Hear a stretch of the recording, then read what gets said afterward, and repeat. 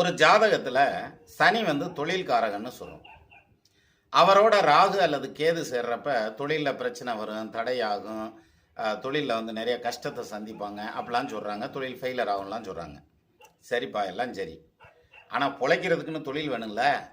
அப்போ எதையாவது ஒன்று பண்ணித்தானே ஆனால் அப்போ சனி ராகு சேர்ந்திருக்கேன், சனி எதை சேர்ந்திருக்கோம்லாம் என்னமே செய்ய முடியாதா? வாழ்நாள் பூரா சும்மாதே இருக்கணுமா? இன்னொருத்தன் சம்பாரிச்சு கொண்டு வந்து ஓடணுமானா அப்படி கிடையாது. சிரமங்கள் இருக்கிறதெல்லாம் ஒரு பக்கம் இருக்கட்டும்.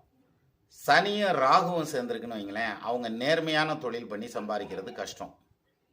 தான் செய்யக்கூடிய தொழில் அல்லது வேலையில் ஏதாவது ஒரு விதத்தில் கொஞ்சமாவது அவங்க நேர்மை இல்லாமல் இருந்தே ஆகணும். அப்போ தான் அவங்களுக்கு பொருளாதாரம் சேரும், தொழில் ரன் ஆகும்.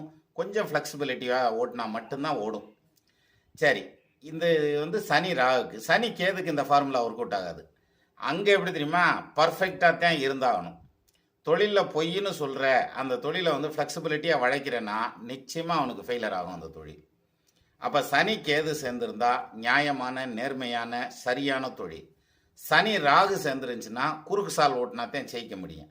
சின்ன ஃபார்முலா, ஈஸியாக தெரிஞ்சுக்கலாம்.